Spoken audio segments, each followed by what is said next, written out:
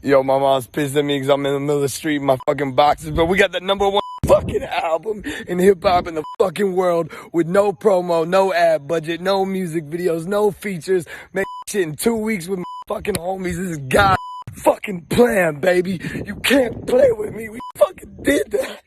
Caskey is a very versatile artist. Dropped this collab project with Yelawolf.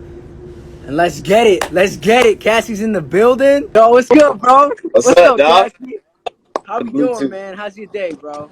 I see it's still daylight. That's what's up, man. man. Yeah, I'm in LA. It's a beautiful day, dog. Where you at? Fine, man. I'm out here in New York. I really be all over the place. You know the vibes. Yeah, Gotta yeah, move that's what's here up, and there, dog. make those moves where they're at, bro. So listen, man, I just want to congratulate you first. I saw the visual, $1 Million Deal. I done shook $1 million deal. Needy in the water, but I had it up to here.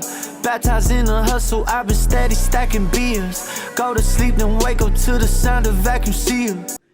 Bro, that concept in itself, it took me a second time to watch it to understand what was going on.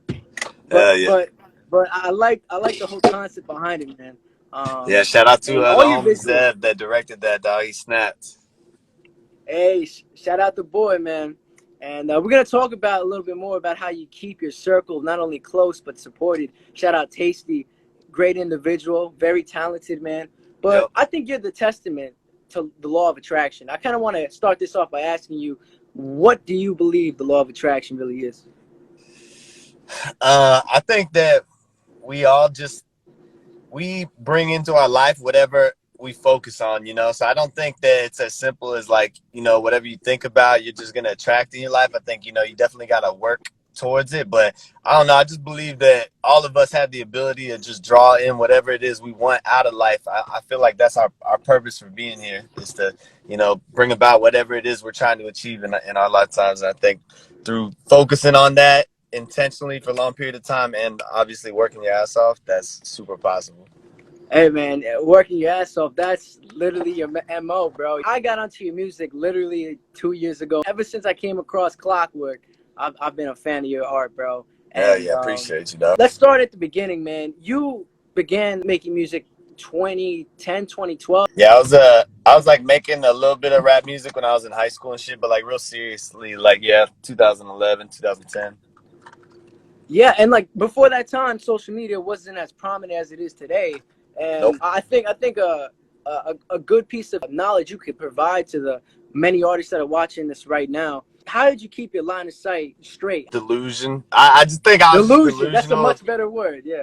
I think I was delusional. I think that I just always thought it was gonna be easier or just happen more natural. I don't know. I just always believed that I had what it was that was gonna pop off. So I think it's just a little bit of like self-belief and a little bit of delusion that just keeps you going. I've always wanted kind of the same thing since I started doing music, you know. So I haven't really ever deterred off of that.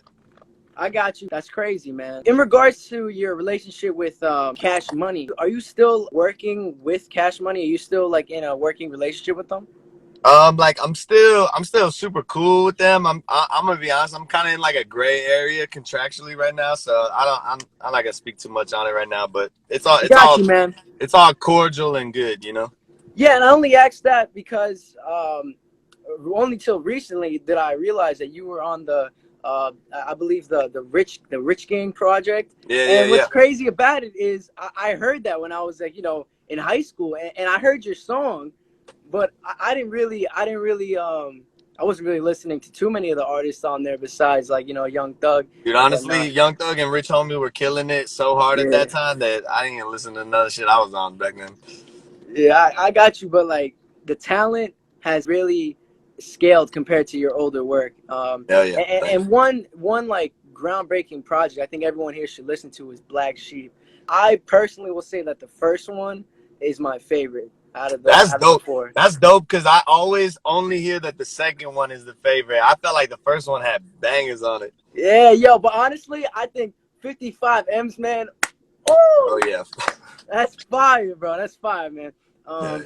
But talking more about what you're currently doing right now, you released what is it, the fourth visual or the third visual Nah, we're even more than that right now. Off Yelawolf Blacksheep, that's our. We did Been a Problem. We did just the intro. We did Billy and the Purple Dots. And what else did we do? Oh, we did Open. We did Cookies. So this is number 6. Man, you gotta turn up in Tijuana. Yeah. We holding up on that one till we could just go fuck off in Mexico for a week. That's the plan. Yeah, man. I can only imagine what that's gonna be. Such a lit song, man. Thanks, And talking more into detail with that, like, how is it working with Yelawolf to get that project to the point where it is today? It's definitely a classic, in my opinion. Thank you, dog. Yeah, I mean, honestly, like, it just was, I think it's just meant to be, bro. It's a real natural process. Like, you know, we had done a couple records over email. Like, he did the McQueen Fiend remix. He did some shit on Black Sheep 4. I had been on one of his albums. But, yeah, once we got up to work together, it was just like, you know, kindred spirits in the studio kind of thing. Like, we both are just at home in the studio, so it was super natural, and we both like rapping, so I think it just got us both back in our bag of like really caring about the verses and shit. Yeah, I got you, bro. And I bet not a lot of your fans know, but you're actually an author too. Yep, got 2 books. You wrote you have 2 books, man. What was kind of your thought process of switching from making musical art to literature? Honestly, like at the time, it was honestly I was like real uninspired musically at the time. Like I had just came off of this tour, and I was just in this like weird headspace as far as like not really being satisfied with my career at the time, or like I don't know, I just wasn't really like focused on being fulfilled by music. And I was like at Target or something and saw this poetry book, and I was like, damn, what the fuck? Like it was just cool seeing a book of poetry. Like it was like in Target, so it wasn't like it was a bookstore. It was kind of like mainstream. And I like took that home and read it, and then it instantly kind of like unlocked some shit into me, because you know music is words as well as poetry as well, but with music you're limited to BPM, and you're trying to make it all connect, and poetry is kind of like just opening the gates of that. So I kind of just like went home and had a whole new inspiration after that, and that kind of just introduced me to something else that like I'm passionate about, and kind of just an extension of my communication with words, you know. It's amazing, man. You know, definitely reaching for excellence in whatever you do. And whether that's, you know, working out or finessing a crazy track, I definitely appreciate your art as a fan myself. Now, your upcoming project, man, you're saying it's going to be like 30 tracks, bro, like 40, 30. What's good with J.A.W.S, man? And I'm not going to ask you what it means, because I know you got something going on.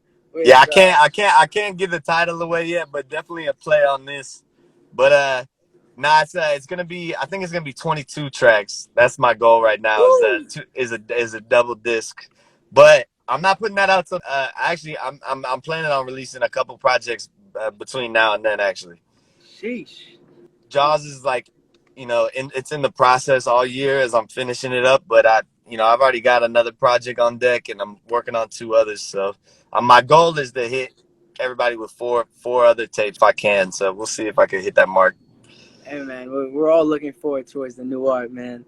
We all need some new Caskey in this world. But is it possible that we'll see a feature on J.A.W.S with Yelawolf? Oh yeah, he got to be on it. Okay.